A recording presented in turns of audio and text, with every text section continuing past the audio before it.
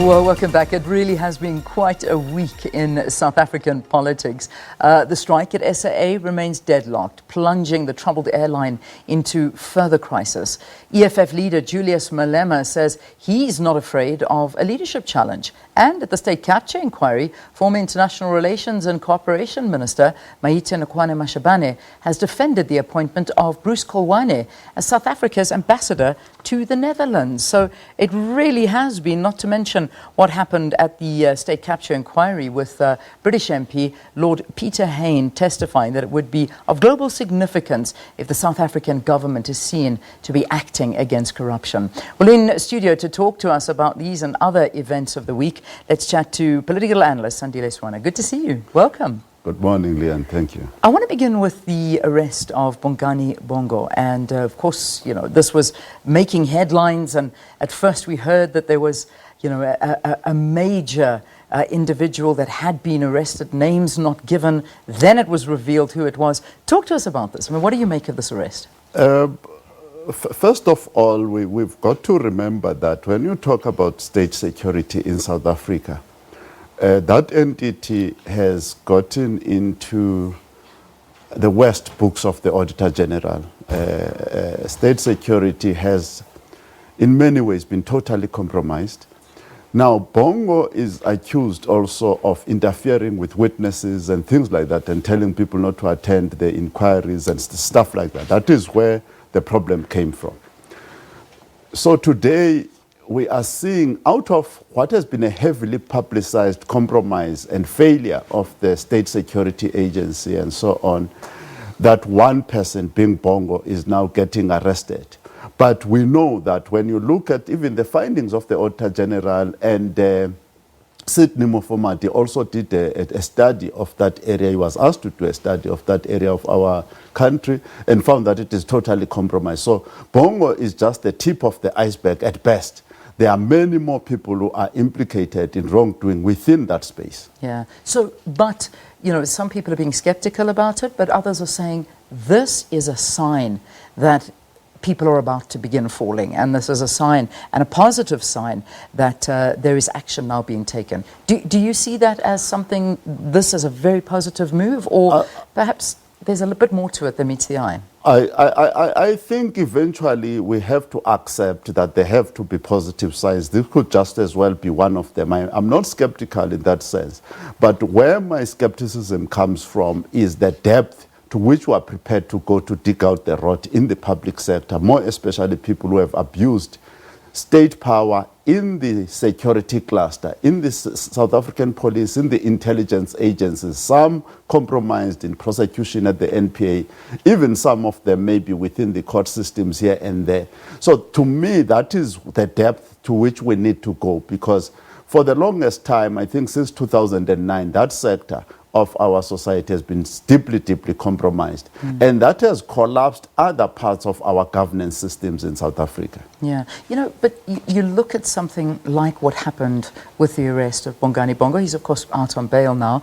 But then, just a week prior to that, we see another former minister, former social development minister, Batibile Dlamini, being given a new role as the chairperson of the Social Housing Regulatory Authority. Now, again, you take somebody with a reputation like Batibile Dlamini, and I'm talking from the point of view of the Constitutional Court, of things that have been leveled against her, and yet she's still given major positions and is still very active in the running of things. You know, where are we? Where is the ANC's thinking? Yeah, well, you're placing the question at the right place, because those are issues of the ANC. Bear in mind that for the longest time, people like Batabile were part of Travelgate. Those are people who were found guilty of criminal behavior. The only thing that saved them and kept them in parliament is that they were not taken to prison. So they paid fines and refunded the state of money that was stolen. Back in the day, where many, many years ago, at the start of this democracy. So the ANC has accommodated for the longest time people who are heavily compromised. So we have spoken about this whole idea of innocent until proven guilty. There are many, many people in the cabinet and in the caucus of the ANC who are who are compromised. Batabile is not the only one. But the other thing that you always have got to be careful, this is a two-way, there are two elements to this thing that we call corruption in South Africa, more especially around the ANC. There are people who make money for themselves, who steal money and put it in their own pocket and go and enjoy it. But there are people who steal money, and a big part of it goes to fund political parties, including the African National Congress. So once you have that situation, people know how much they got as an organization from the activities of Batabile. Some of the elders, Batabile said before that there are people who are shareholders, whose wives are shareholders in the very SASA contracts, elders of the ANC. So they can't just throw her under the bus because they are benefiting from her activities that you and I would see as being highly irregular. Yeah.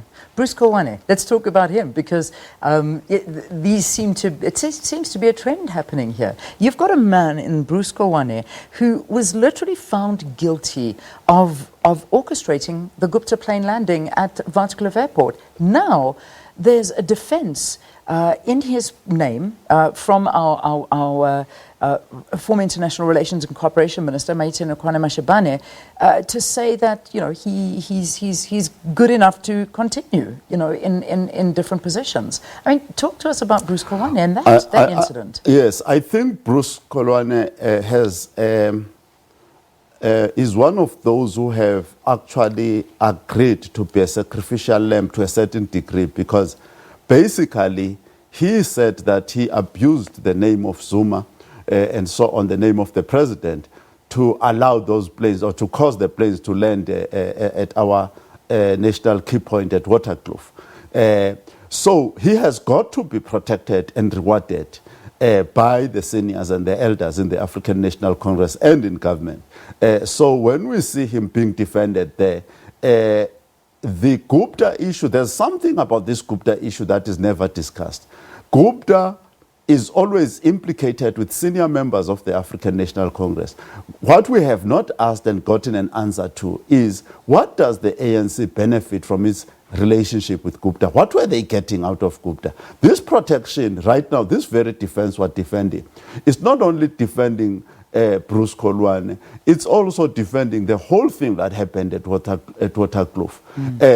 But why were these people getting all these benefits and allowances and things like this from the ANC? What was going on? So to my mind, the ANC is a big beneficiary of anything that Gupta was doing. And at the same time, they have got to continue protecting him. Yeah, wow. Staying with the state capture inquiry, we saw also Lord Peter Hain. He was in the hot seat, and he gave quite a scathing testimony as well with regard to banks, with regard to auditing firms, names dropping, talking to the involvement of even foreign governments that should have acted a lot quicker, and particularly the private sector as well. He was also saying how we really do need to see timeframes, and that'll bode very, very well for South Africa if in fact there are timeframes put in place for the state capture inquiry and for things to start happening. What did you make of Lord Peter Hain's testimony? I think it was an excellent testimony. Lord Peter Hain is a well-established anti-apartheid activist, like his parents before him.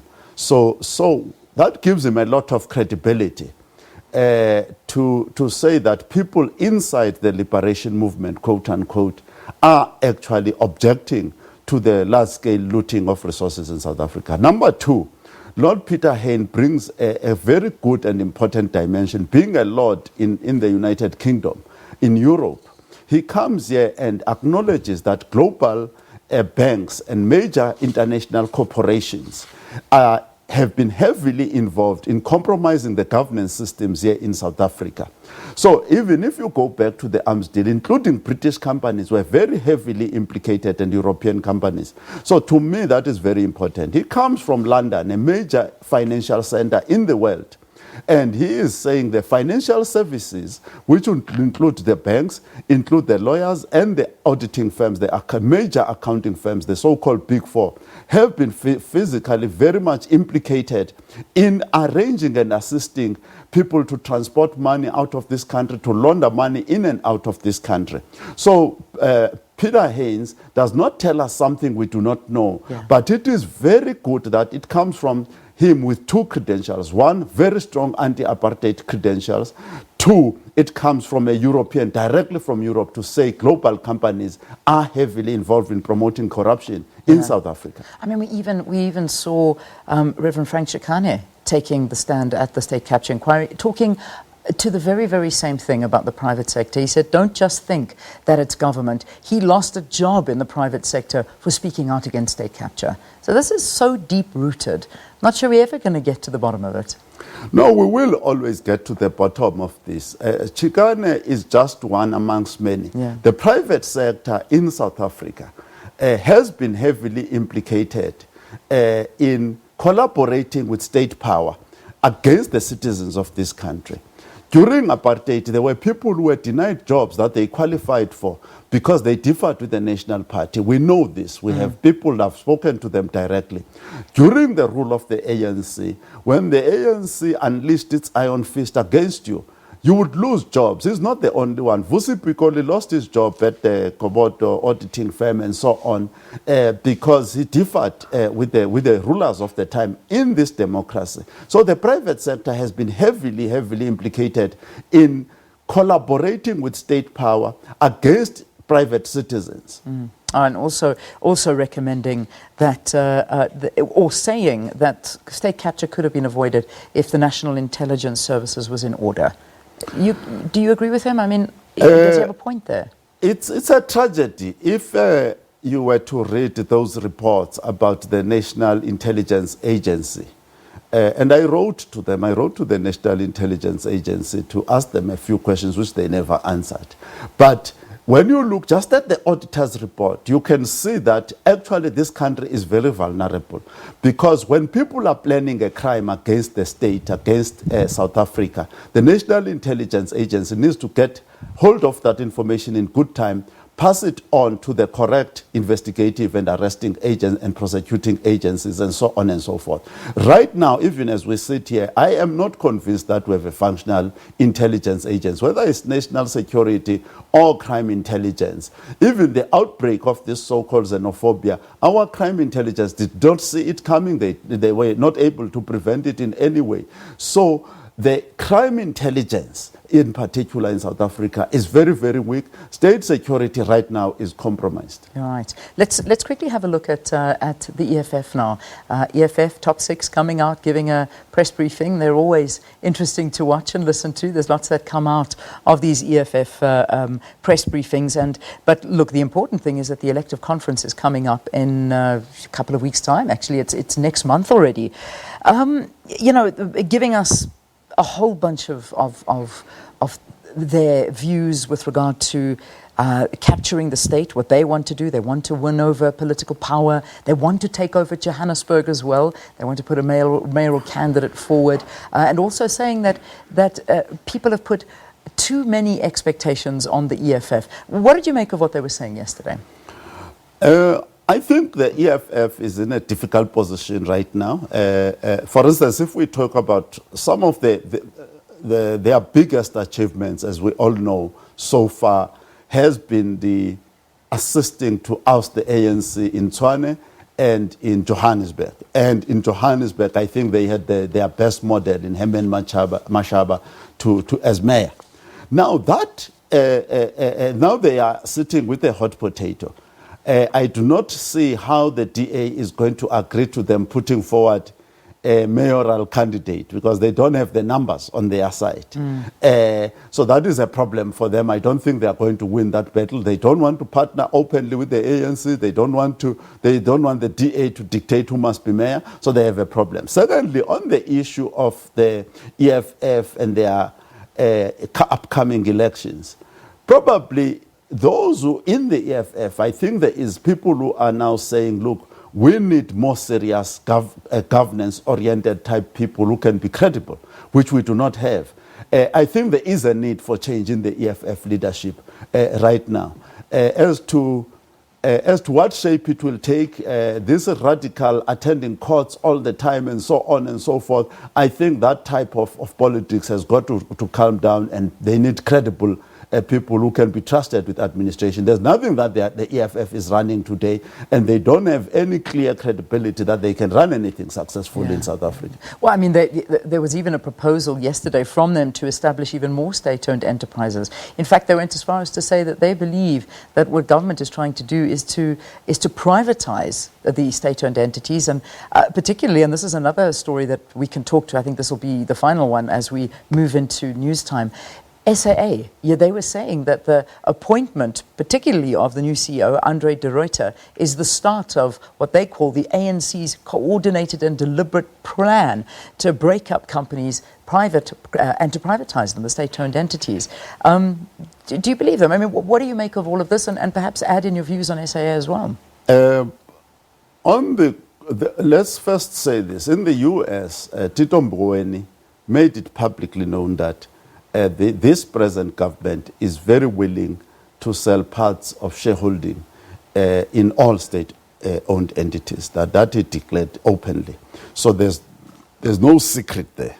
Two, when it comes to SAA, what I found interesting is that all the parties to the discussion, whether it's NUMSA, whether it's Solidarity, the ones who say it must be put on business rescue, whether it's the management of SAA, all of them are saying this is a profitable business if it is run properly.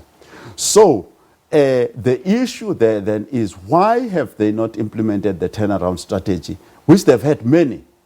And Kekana resigned with a solid plan of turning the SAA around. He could not do it because there is this thing that we are not discussing at SAA that is stopping the turnaround from happening. And that thing is called political interference. Yeah, and that's something that is a major problem with a lot of the SOEs. And we've seen a lot of CEOs go. I mean, Andre de Ruyter, do you think he stands a chance?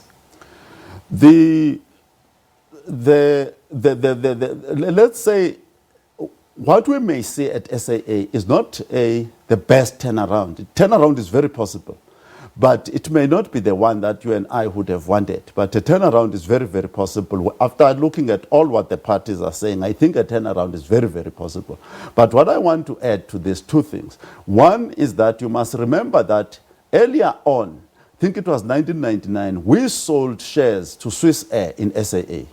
And within a very short space of time, I think by 2002, we bought our shares back, and the very shareholder who had bought in as an investor from outside actually went bankrupt. So this idea of trying to privatize SAA is not new. It has been tried before, and Tito Mboweni has used Swiss Air turnaround as a template that we can use, and that's the company that bought into SAA and went bankrupt. Then the second one, which I think needs attention, is that they said they are turning around SAA, but there was no agreement already with the unions long before now as to how this turnaround is going to happen and what sacrifices must the unions make in order to make this turnaround possible. So this thing now is popping up in piecemeal format, that let's fix the supply chain with the unions, and the unions must be brought in to partner in that as an afterthought. And I think that is a mistake. The whole turnaround plan should have included the unions and everybody else and the suppliers of SAA from the beginning, and everybody know what cut they are going to have to take to make this thing successful. Sandile Swana, always interesting speaking to you. Thank you so very, very much for talking to us about the week that was on the political front and otherwise. It is 7 o'clock. Let's get your latest news bulletin to you.